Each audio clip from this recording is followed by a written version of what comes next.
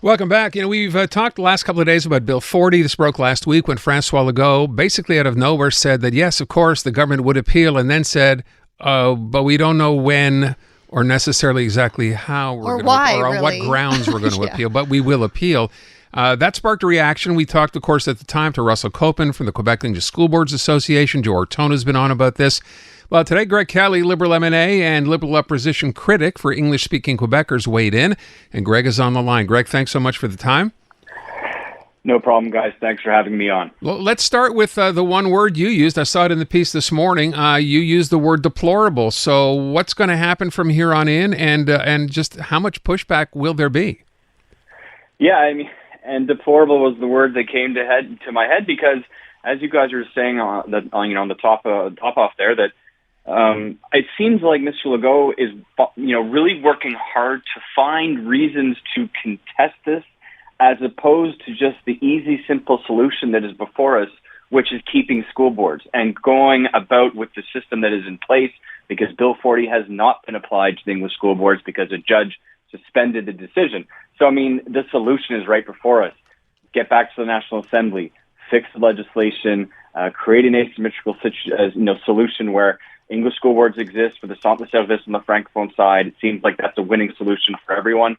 And there's no doubt that the National Assembly, we're going to have time to talk about this, because there's another piece of legislation before the House, Bill 23, another educational reform by the CAQ to fix Bill 40's mistakes, because it's not a good bill for anyone in Quebec, not just for the English-speaking community. And that, too, is unconstitutional. So we're going to have lots of time to talk about how this government is continuing to pick fights with the English-speaking community and is continuing to infringe on the constitutional rights of Quebecers. Is it beyond imagination that he could have just decided to not appeal? Because it seems to me that was not even a remote option. He has to save face. He has to continue to speak to his supporters. Would it have been at all fathomable that he would not appeal? You know what? He apologizes all the time for things that he says and does, particularly in the French media. So I asked the question here. The government was wrong. We have a Quebec judge, and for them it's very important because they like to always say, Ottawa and the federal government is this evil institution that imposes their will on us. But that's not the case here. This is a Quebec judge, a Quebec court that said what you said, goes against the constitutional rights of the community. So just, scrap your Bill 40 and get back to, focusing on the real priorities in the educational system.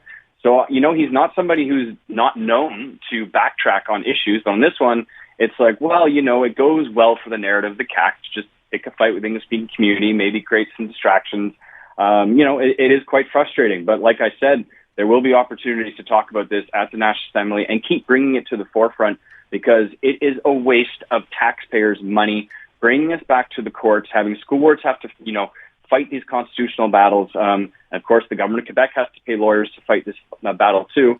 It really is just ridiculous. That money would be much better spent on finding teachers who are actually qualified to teach in our classrooms. To your point about Francois Legault apologizing fairly regularly, I like that you added on the French side. We certainly don't hear much of that on the English side with respect to either Bill 96 or anything else for that matter. I just wonder, Greg, for people who don't understand how this works, so they appeal. Let's say they lose the appeal. I mean, this thing ultimately ends up in the Supreme Court of Canada. So, I mean, we're talking years away if they want to pursue this, right?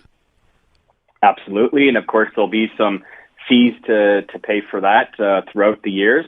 So I'm not too sure when a decision would be rendered. But we'll have to see. It's going to take more time. And then again, like I said, we're going to have to go back to ground zero a little bit with Bill 23, because there's clearly in Bill 23 parts to talk about the naming of, the DGs of school boards that will be done in Quebec City, and that goes against the control and management of our schools. Right. So we're going to have to then line up another fight. And it's just, again, you guys see it. You hear from your listeners. You hear from your friends. There are so many issues in our educational system right now.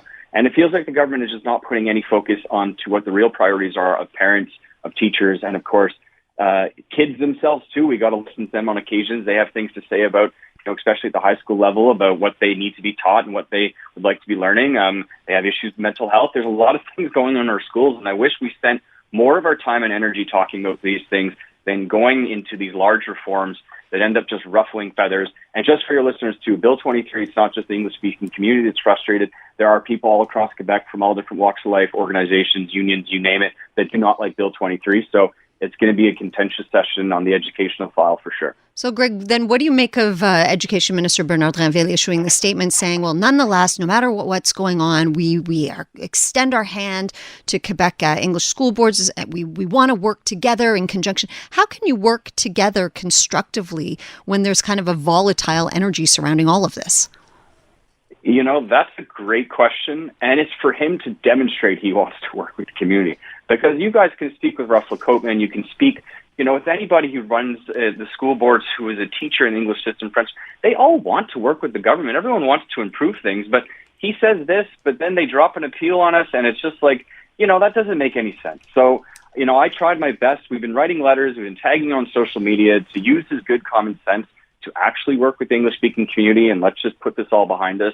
But it's just disappointing that he has decided not to do that. But then again, I don't know if the educational minister made this decision. This has the fingerprints of Simon Jolin Barrette all over it, who, don't forget, is also the Procureur General de Quebec. He's the head of the Justice Department. He's the one that decides whether or not we appeal these things.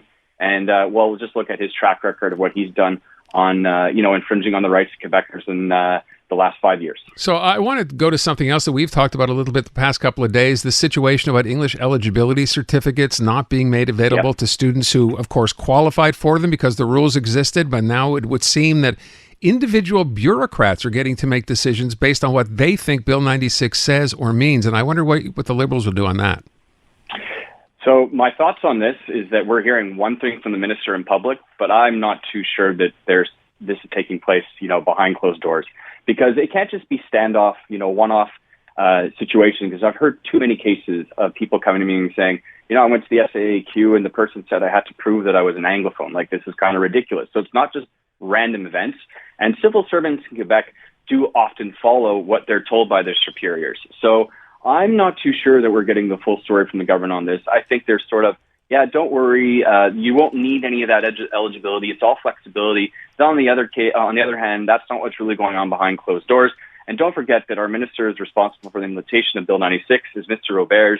And we can all remember what happened during, COVID with the air quality in schools and what he was saying to the public and what was actually going on behind closed doors. So I don't have a lot of faith in what's going on right now. And it's quite concerning because we were not supposed to have to use these eligibility certificates to go get a driving test. It's really just above and beyond ridiculous. Before we run out, and it does not help protect the French language either. Agreed. That's always the point. This all doesn't do the objective of Bill 96, and it's just restricting service to the English-speaking community. And it was not supposed to be like this. That's what we were told by the CAQ. It's not going to be like this. So we will just have to wait and see. We're going to continue to press on these matters. In Quebec City and the media wherever we can. Okay, before we run out of time here, we certainly have to ask, your party is still without a leader. You have an interim leader. He's not going to run to become leader. The debate is up as to who will. And of course, your wife's name has been swirling about quite a bit, Maro Risky.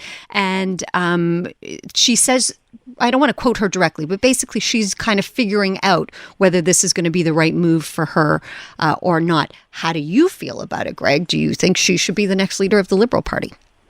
I think she would be a fantastic premier of Quebec and a fantastic leader of the Quebec Liberal Party. But for sure, our priority right now is, baby number 2, which we don't have anything to announce. We're working on it. We got to go through IVF. So there's a whole process behind that is quite a lot of work. And of course, we have little Gabe too to take care of. And launching yourself into the leadership role is a huge and tremendous undertaking. But I truly believe in her. And if she ever does decide to do it, I will be behind her 100%. And they're knocking on doors, going to coffee shops, going to hockey arenas, soccer fields, basketball, wherever you can meet people to encourage them to get out there and vote Liberal, because I still believe in the Liberal Party. And I know that we can bounce back from this and we can be, the next government after this CAQ and defeat this CAQ government and, restore this province to a little bit more harmony, focus on the economy, focus on improving our school system, focus on climate change. The real priorities of what I've heard from people on the ground, the cost of living, housing, that's what people talk to me about on the ground. And anyways, I don't know, Natasha, I know I'm not giving you a full answer. She's not there right now, but I truly believe she could be a fantastic premier and a fantastic leader of the Liberal Party. But we'll take things one step at a time. And for the moment, the answer is no. But maybe, who knows, later on. Have you talked about it?